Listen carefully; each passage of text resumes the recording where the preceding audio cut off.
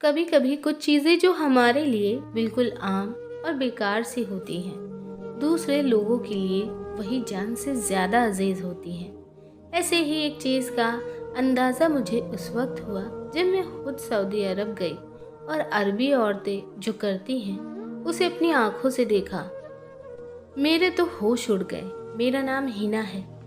मेरी शादी ऐसे इंसान से हुई थी जो सऊदी अरब में सालों से नौकरी कर रहा था और शादी के लिए कुछ दिनों के लिए आया हुआ था। ये रिश्ता एक जानने वाले ने करवाया था और मेरा पति मेरे लिए बिल्कुल अनजान था। मेरी शादी को हफ्ता भी नहीं गुजरा था और मेरे पति ने मुझे उसका सामान पैक करने के लिए बोल दिया क्योंकि उसकी वापसी का वक्त आ गया था। उसे अब वापस जाना था और ये सुनकर मैं रोने लगी थी। अभी तो हमारी शादी को हफ्ता भी नहीं गुजरा था और रफ़ी वापस जाने की बात कर रहे थे। मैंने अपने पति रफ़ी से कहा कि मैं उसके बगैर अकेले कैसे रहूंगी। हमने तो एक दूसरे को ठीक तरह से जाना भी नहीं था। मैं अपनी ज़िंदगी अपने पति के साथ गुजारना चाहती हूँ। मेरी बात सुनकर रफ़ी बोले कि मेरी मजबूरी है, मेरी वहाँ नौकरी है और मैं ज़्यादा दिन यहाँ नहीं रह सकता वरना मेरी नौकरी खतरे में पड़ जाएगी। वैसे तो 1 महीने की छुट्टियों पर आया था, लेकिन कंपनी ने अचानक ही उसकी छुट्टियाँ कैंसिल करके उसे वापस बुला लिया था। ये सुनकर मेरी आंखें नम हो गई थी और मुझे गुस्सा भी आ रहा था। एक परदेसी से शादी करना बहुत ही मुश्किल काम है। इस बात का एहसास मुझे अब होने लगा था। रफ़ी मुझे सामान बांधने के लिए कहकर बाजार चले गए और कोई 10 किलो से भी ज़्यादा फिटकरी लाया और कहने लगे इसे भी मेरे सामान में रख दो।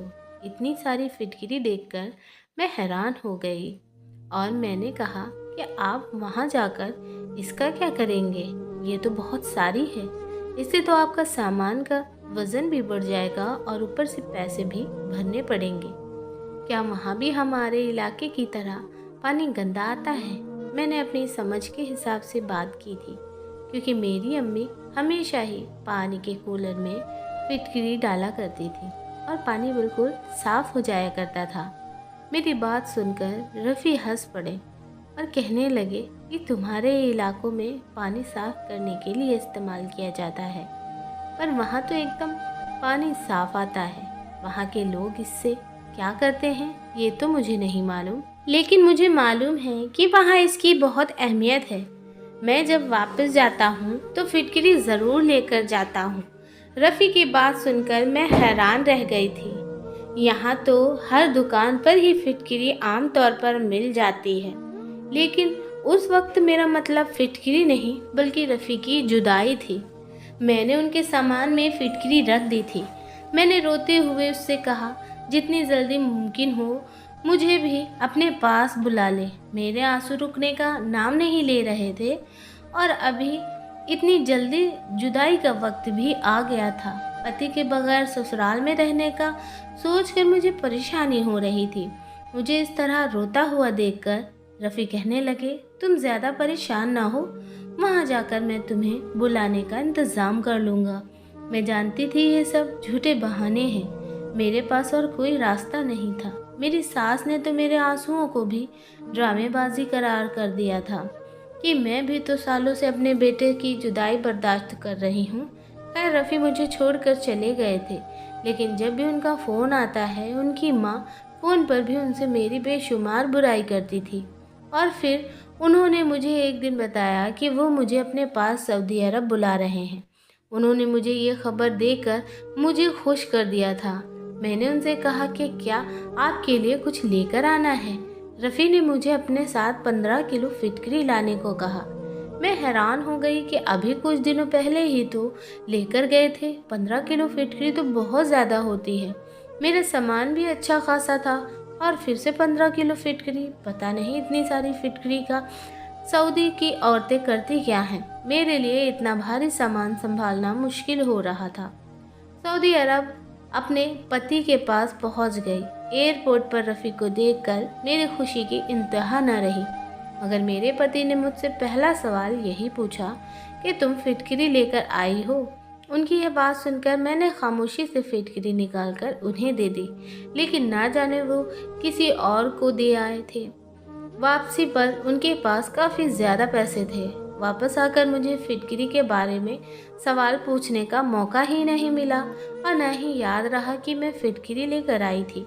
रफ़ी ने मुझे अपने पास बुला लिया। आने वाले 1 महीने मैंने अपने पति के साथ बहुत ही अच्छा वक्त गुजारा, लेकिन 1 महीने बाद ही मेरे पति कहने लगे कि अब तुम्हें मैं यहाँ नहीं रखना चाहता, मेरे लिए मुमकिन नहीं है। उन्होंने मुझसे कहा कि तुम इंडिया वापस लौट जाओ। रफ़ी की बात सुनकर मेरे सर पर आसमान टूट पड़ा।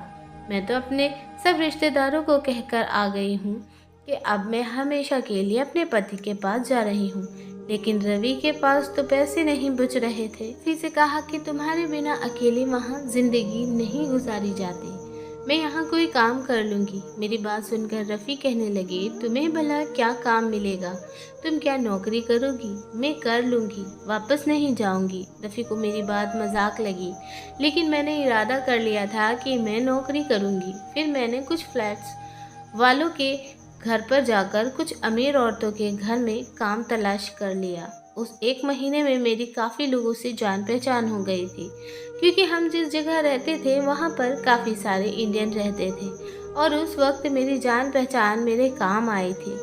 2 और भी औरतों के घर में खाना पकाने के लिए रख लिया गया था। मैंने ये बात अपने शौहर को बताई तो मेरी बात सुनकर बोले, मैं तुम्हें दूसरों के घर जाकर काम करने की इजाज़त नहीं दे सकता। रफ़ी ने मेरी सारी खुशी खाक में मिला दी थी, लेकिन मैं इतनी आसानी से हार मानने वाली नहीं थी। उनकी बात सुनकर मैं रोने लगी। मेरे शौहर अब खुद भी मेरे बगैर नहीं रहना चाहते थे। मैं अच्छी तरह जानती थी कि मेरी सास मुझे वापस भेजने के लिए दबाव डाल रही है, इसलिए वो मजबूर हैं और मुझे वापस भेज रहे हैं। लेकिन मेरे खूब रोने पर रफ़ी ने मुझे काम करने की इजाज़त दे दी। मेरी खुशी का ठिकाना न रहा, क्योंकि अब मैं वहाँ हमेशा रह सकती थी। मैंने खुशी में रफ़ी को गले लगा लिया और उनकी बाहों में हाथ डालकर मोहब्बत का इजहार किया। अगले दिन मैं काम पर गई तो मैंने उस औरत के घर पर भी उस दिन बहुत बड़े डिब्बे में ढेर सारी फिटकरी के टुकड़े देखे। उसे देखकर मुझे याद आ गया कि मेरे पति भी तो इंडिया से इतनी सारी फिटकरी लेकर आए थे। पता नहीं मेरे पति ने उसके साथ क्या किया। मेरे दिमाग में यही सवाल चल रहा था। मैंने वहाँ के नौकरों से पूछना चाहा, लेकिन मैं नहीं जान सकी ये फिटकरी वाला राज, क्योंकि घर में मौजूद जितने भी नौकर थे सब मुलाजिम थे और वहीं के थे, इसलिए वो अरबी भाषा के अलावा कोई और भाषा नहीं जानते थे। मैंने 2 घंटे में खाना तैयार कर दिया और फिर दूसरी अरबी औरत के घर चली गई। ये देखकर मैं हैरान हो गई कि उसके बावर्ची खाने में तो पहले वाले से भी ज़्यादा फिटकरी थी। मैं जानना चाहती थी कि आखिर माजरा क्या है। इंडिया में तो मैंने ऐसा कुछ नहीं देखा था। मुझे खाना पकाते थोड़ी देर ही गुजरी थी कि मेरी मालकिन बावर्ची खाने में आई और उसने फिटकरी का एक टुकड़ा निकालकर उसे तेल में भिगोकर एक कोने में ढककर रख दिया। पता नहीं उसने ऐसा क्यों किया था, मुझे मालूम नहीं हो सका था। मैं दोनों घरों का खाना पकाकर 5 घंटे में ही फारिग हो गई थी और रफ़ी के घर लौटने से पहले ही घर लौट आई थी। खाना पकाने का मुझे हमेशा से ही शौक था, इसलिए मुझे ये काम बिल्कुल भी भारी मालूम नहीं हुआ। रफ़ी आए तो मुझसे पूछने लगे, काम पर पहला दिन कैसा रहा? मैंने उन्हें बेफिक्र कर दिया कि काम बहुत अच्छा है। तभी रफ़ी मुझे अपने साथ एक बड़े से मॉल में लेकर गए। उस रंगीन दुनिया में पहुंचकर मैं खुश हो गई। मॉल में बड़ी बड़ी सोने की चीज़ थी। मैंने कभी भी किसी औरत को खुलेआम इतना सोना पहनकर जाते नहीं देखा था। ये देश भी हमारे देश के जैसा ही होगा, मैंने तो यही समझा था, लेकिन यहाँ तो बहुत ज़्यादा तरक्की है। मैं पहली बार ये सब देख रही थी। रफ़ी ने मुझे कुछ ख़रीदारी करवाई। तभी रफ़ी के ऑफिस का दोस्त मिल गया, उसके साथ उसकी बीवी भी थी। वो बहुत अच्छे लोग थे। उन लोगों ने हमें रात के खाने पर दावत पर बुलाया। वो लोग बहुत ही मिलनसार थे। उनकी बीवी का नाम सलमा था। पहले तो रफ़ी ने मना कर दिया, लेकिन उन लोगों के फोर्स करने पर रफ़ी ने दावत के लिए हाँ कर दी थी। मैं दावत के लिए बहुत ज़्यादा एक्साइटेड थी, क्योंकि मैं पहली दफ़ा यहाँ किसी के घर दावत पर जा रही थी।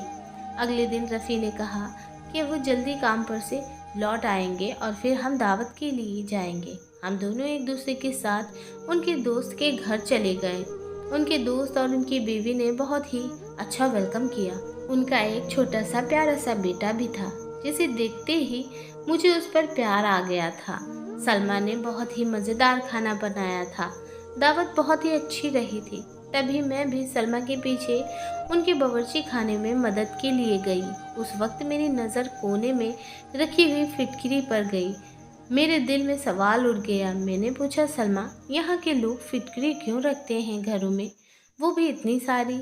उनका मेरी बात सुनकर चेहरे का रंग बदल गया और जल्दी से फिटकरी उठाकर कबर्ड में रख दिया और मुझसे नज़रें चुराती हुई बाहर आ गई। मैंने दोबारा नहीं पूछा, क्योंकि दोबारा पूछना अरब देश की शान के खिलाफ था। हम उन लोगों से इजाज़त लेकर वापस आ गए, लेकिन सारे रास्ते मेरे दिमाग में बस फिटकरी वाली बात ही चल रही थी। रफ़ी ने मुझे गुमसुम सा देखा तो पूछने लगे, तुम्हें क्या हुआ? मैंने उन्हें सारी बात बताई कि आज सलमा के बावर्ची खाने में भी बहुत सारी फिटकरी मौजूद थी। आखिर ये औरतें इतनी फिटकरी का करती क्या हैं? मेरी बात सुनकर रफ़ी हंस पड़े और कहने लगे, तो चलो मैं ही पता करके बताऊंगा। मैंने अपनी अम्मी से भी कई दफ़ा फिटकरी के बारे में बहुत सारे सवाल पूछे थे, लेकिन अम्मी को भी ज़्यादा पता नहीं था कि फिटकरी में तेल मिलाकर क्या किया जा सकता है। एक दिन रफ़ी शाम को घर आए, तब उन्होंने मुझे बताया कि आज मैं तुम्हारी परेशानी का हल लेकर आया हूँ। मैं अपने दोस्त से फिटकरी का राज जानकर आया हूँ। मेरे दोस्त ने बताया है कि यहाँ की औरतें लड़का पैदा हो, इसके लिए फिटकरी का इस्तेमाल करती हैं। मैंने पूछा, वो कैसे? रफ़ी ने मुझे बताया कि ये औरतें लड़का पैदा हो इसके लिए फिटकरी को तेल में भिगोकर तकरीबन 2 महीने तक के लिए रख देती हैं। इसे ऐसे तैयार किया जाता है और फिर फिटकरी को कई दिन रख दिया जाता है और इसके बाद रोज़ रात को उस फिटकरी को पीसकर इस्तेमाल किया जाता है। अरबी औरतें इस तेल को अपने पेट और नाभि में लगाते हैं और उनका मानना है कि इस तरह से उन्हें बेटा पैदा होगा, और सुना है कि ऐसा हुआ भी है। ये बात मेरे लिए अनोखी थी। मैंने पूछा कि तो ये औरतें इस नुस्खे को इतना छुपाती क्यों हैं? रफ़ी बोले कि अरबी औरतें नहीं चाहती कि ये नुस्खा इंडिया की औरतों को पता चले। रफ़ी बोले, हर किसी के अपने तौर तरीके हैं। मैंने इस बात को पूरी तरीके से अपने दिमाग से निकाल दिया। मेरी दोनों मालकिनों को बेटा हुआ और आज ऊपर वाले के करम से मैं भी प्रेग्नेंट हो गई हूँ और मुझे भी बेटा ही हुआ। मेरे पास ना तो फिटकरी थी और ना ही तेल बनाने का तरीका, फिर भी बेटा हुआ। मेरे पति बहुत खुश हैं और मुझे खुशी इस बात की है कि पति को कोई फ़र्क नहीं पड़ता बेटा हो या बेटी, क्योंकि देने वाली ज़ात तो ईश्वर है। दोस्तों, कैसी लगी आपको ये कहानी? अपने सुझाव हमें कमेंट में ज़रूर लिख भेजिएगा। वीडियो को लाइक, चैनल को सब्सक्राइब और बेल आइकन को प्रेस करके ऑल करना मत भूलिएगा, ताकि हर वीडियो का नोटिफिकेशन आप तक समय से पहुंचे, आपसे कोई भी वीडियो मिस ना हो। हम आपको मिलेंगे एक और ऐसी बेहतरीन वीडियो में। तब तक के लिए धन्यवाद। आपका दिन शुभ हो।